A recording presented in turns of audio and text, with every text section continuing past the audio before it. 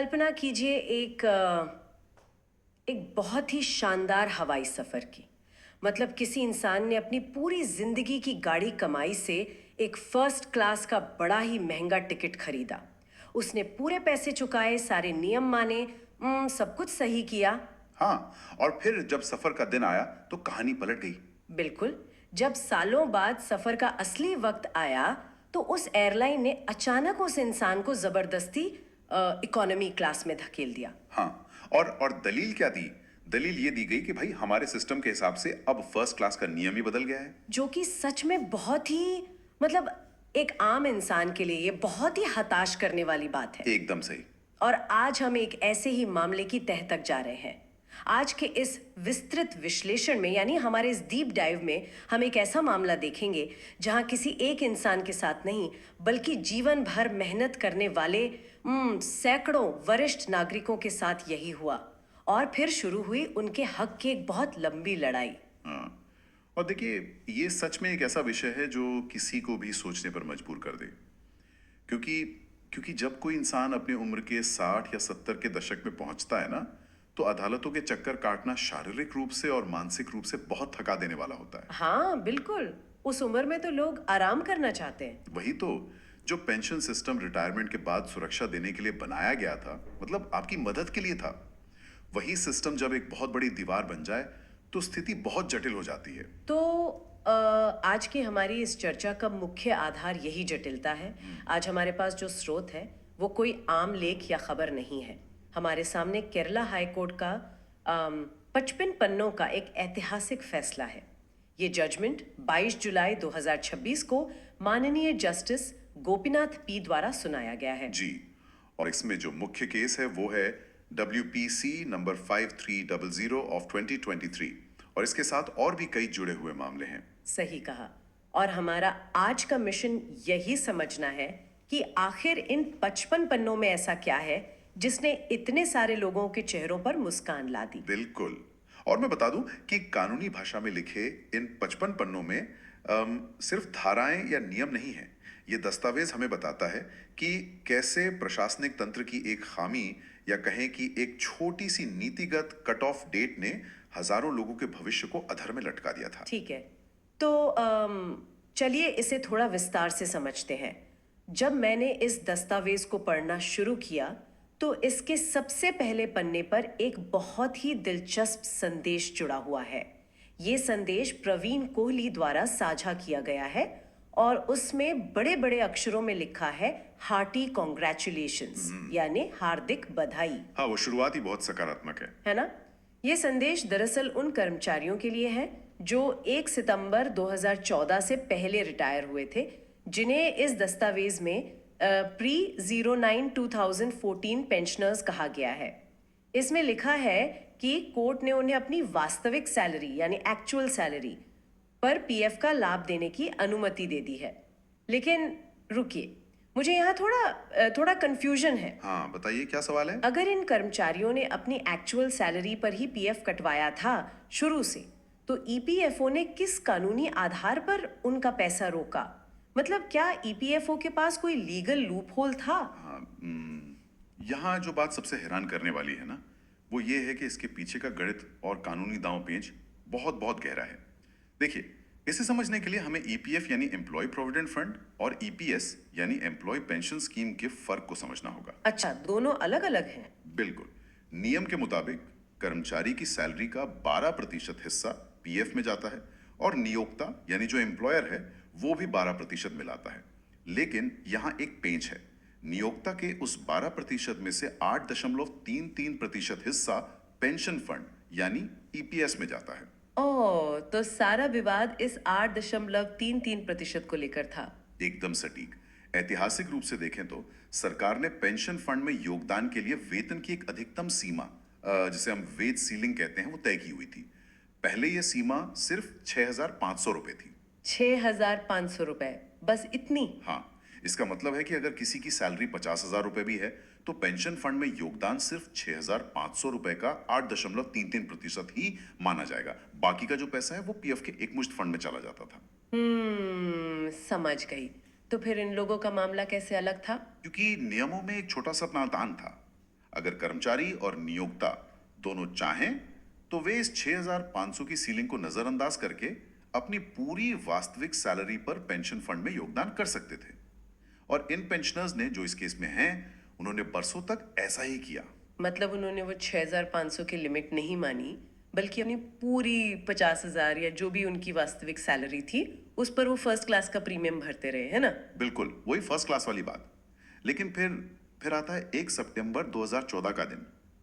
इस दिन ईपीएफओ ने नियमों में एक बहुत बड़ा संशोधन लागू कर दिया। उन्होंने वेट सीलिंग को बढ़ाकर 15,000 रुपए कर दिया, लेकिन साथ ही एक शर्त भी जोड़ दी। कैसी शर्त? उन्होंने कहा कि जो लोग वास्तविक सैलरी पर पेंशन चाहते हैं, उन्हें एक नया जॉइंट ऑप्शन फॉर्म जमा करना होगा, और वो भी एक तय समय सीमा के भीतर। अरे लेकिन जिन लोगों ने 2014 से पहले ही रिटायरमेंट ले लिया था, उनका क्या? वे तो उस वक्त सिस्टम से ही बाहर हो चुके थे, वो कैसे फॉर्म भरते? बस यही ईपीएफओ का लूप होल था। ईपीएफओ ने इसी तकनीकी आधार पर यह तर्क देना शुरू कर दिया कि चूंकि 1 सितंबर 2014 से पहले रिटायर हुए लोगों ने नए नियमों के तहत वो विशिष्ट जॉइंट ऑप्शन फॉर्म जमा नहीं किया है, इसलिए वे लाभ के हकदार नहीं हैं। ये तो अजीब बात है। हाँ, उन्होंने कहा कि भले ही आपने दशकों तक अपनी वास्तविक सैलरी पर पैसा कटवाया हो, ईपीएफओ उस पैसे को पेंशन फंड में नहीं मानेगा। मतलब उन्होंने एक झटके में इन बुजुर्गों को उस इकोनॉमी क्लास में धकेल दिया। ये तो सरासर अन्याय लगता है मुझे। मतलब एक तरफ सरकार आपका पैसा ले रही है सालों तक, और जब लौटाने की बारी आई तो बस एक फॉर्म का बहाना। मैंने कहीं पढ़ा था, क्या सुप्रीम कोर्ट का आरसी गुप्ता जजमेंट इसी बारे में नहीं था? हाँ बिल्कुल, आपकी जानकारी एकदम सही है। आरसी गुप्ता फैसले ने 2016 में ही ये सिद्धांत स्थापित कर दिया था कि अगर पैसा ईपीएफओ के पास जमा है तो महज किसी तकनीकी आधार या किसी फॉर्म की देरी की वजह से आप किसी को उसकी हक की पेंशन से वंचित नहीं कर सकते। तो सुप्रीम कोर्ट ने तो साफ कर दिया था ना? हाँ, सुप्रीम कोर्ट ने कहा था कि वास्तविक वेतन पर जो योगदान दिया गया है वही असली पैमाना है। तो अगर सुप्रीम कोर्ट ने 2016 में ही ये बात इतनी साफ कर दी थी, तो फिर 2026 में केरला हाईकोर्ट को ये 55 पन्नों का फैसला क्यों लिखना पड़ा? मेरा मतलब है ईपीएफओ ने चुपचाप सुप्रीम कोर्ट का वो आदेश क्यों नहीं मान लिया? क्योंकि ईपीएफओ ने उस आरसी गुप्ता फैसले की व्याख्या अपने हिसाब से बहुत ही सीमित कर दी थी। उनका तर्क ये था कि वो फैसला सिर्फ उन कुछ विशिष्ट मामलों पर लागू होता है जो कोर्ट में गए थे, हर किसी पर नहीं। अरे बाप रे! और बस यहीं से ये पूरी लंबी कानूनी लड़ाई शुरू हुई, जिसका फैसला अब हम इस दस्तावेज में देख रहे हैं। यहाँ बात सच में बहुत दिलचस्प हो जाती है। देखिए, जब हम इस कानूनी दांवपेच और वेज सीलिंग के गणित से थोड़ा आगे बढ़ते हैं ना, और इस केस से जुड़े लोगों के बारे में पढ़ते हैं, तो एक अलग ही सच्चाई सामने आती है। हाँ, वो मानवीय पहलू बहुत जरूरी है। बिल्कुल। मैंने याचिकाकर्ताओं की सूची देखी। के कृष्ण कुमार, इनकी उम्र 67 वर्ष है। ई के सुकुमारन 70 वर्ष के हैं। टीडी जोसेफ 72 साल के हैं। और पता है, ये सब अलग अलग जगहों और अलग अलग कंपनियों से हैं। जैसे कि कौन कौन सी कंपनियां? जैसे हिंदुस्तान ऑर्गेनिक केमिकल्स, फिर अपोलो टायर्स है, ट्रावणकोर शुगर्स एंड केमिकल्स, और केरल का मशहूर मिल्क फेडरेशन भी है, मिल्मा। अब मुझे एक बात सच में समझ नहीं आ रही। एक 70 साल का दूध फेडरेशन का रिटायर्ड कर्मचारी और एक टायर कंपनी का रिटायर्ड कर्मचारी, ये दोनों अचानक एक साथ कैसे आ गए? ये एक बहुत ही अच्छा सवाल है। मतलब हाई कोर्ट में केस लड़ना कोई मजाक तो है नहीं। इसमें लाखों का खर्च होता है और सालों का धैर्य चाहिए। अगर हम इसे बड़े परिदृश्य से जोड़कर देखें तो यहीं पर इस कहानी का सबसे बड़ा रणनीतिक कदम सामने आता है। ये जो बुजुर्ग थे, ये व्यक्तिगत रूप से अकेले अदालत नहीं गए थे। अच्छा, तो कैसे गए? देखिए, अगर एक अकेला 70 साल का बुजुर्ग ईपीएफओ जैसे विशाल तंत्र से टकराता तो वो शायद कुछ ही महीनों में थक कर हार मान लेता। लेकिन इस दस्तावेज में एक बहुत महत्वपूर्ण संगठन का नाम दर्ज है, provident fund pensioners association, Kozhikode. ओहो, तो इन्होंने एक कलेक्टिव फ्रंट, मतलब एक साझा मोर्चा बना लिया था। बिल्कुल। और जब व्यक्तिगत आवाजें एक पंजीकृत संगठन में बदल जाती है ना, तो सिस्टम को उन्हें गंभीरता से लेना ही पड़ता है। अलग अलग उद्योगों, जैसे आपने कहा केमिकल, टायर और चीनी कारखानों से आए ये रिटायर्ड कर्मचारी, ये सब एक झंडे के नीचे आ गए। ये तो बहुत ही शानदार रणनीति थी। हाँ, ये संगठन बनाना ही उनकी सबसे बड़ी ताकत थी। इसके जरिए वे अपना कानूनी खर्च साझा कर सके, एक बेहतरीन वकील कर सके, और सबसे अहम बात, वो इस लंबी लड़ाई में एक दूसरे का हौसला बढ़ा सके। और हौसला बढ़ाना बहुत जरूरी भी था, क्योंकि उनके सामने जो गौलियत खड़ा था वो कोई छोटी मोटी कंपनी तो थी नहीं। ये तो बिल्कुल डेविड और गॉलियत वाली लड़ाई थी। एकदम सही। उनके सामने थी भारत सरकार, श्रम और रोजगार मंत्रालय और कर्मचारी भविष्य निधि संगठन यानी खुद ईपीएफओ। और इसमें नई दिल्ली के मुख्य पीएफ कमिश्नर से लेकर एर्नाकुलम, त्रिवेंद्रम और कोझिकोड के क्षेत्रीय पीएफ कमिश्नर तक सब शामिल थे।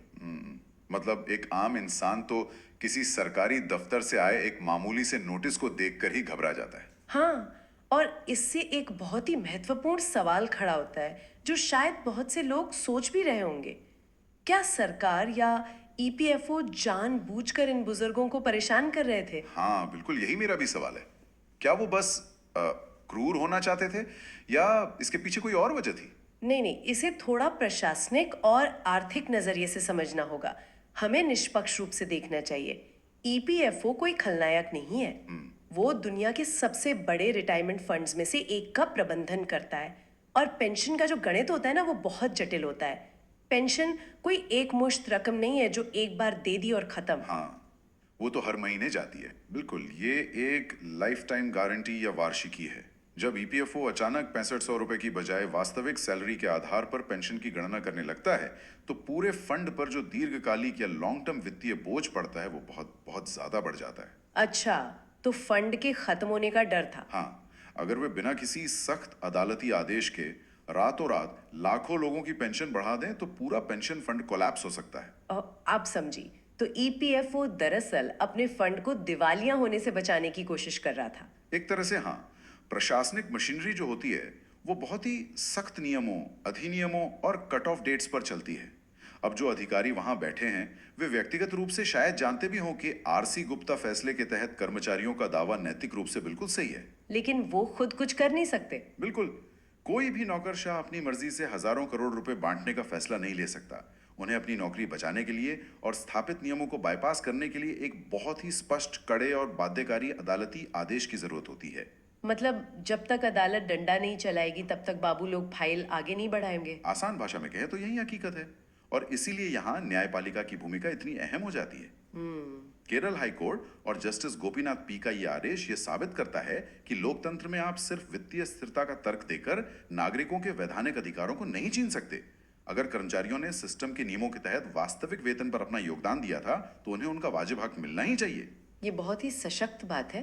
तो आखिर इस सब का मतलब क्या है? मतलब क्या ये 55 पन्नों का फैसला सिर्फ उन कुछ 100 लोगों तक ही सीमित रहेगा जिनके नाम इस याचिका की सूची में दर्ज है? बिल्कुल नहीं, और यही इस फैसले की सबसे बड़ी खूबसूरती है।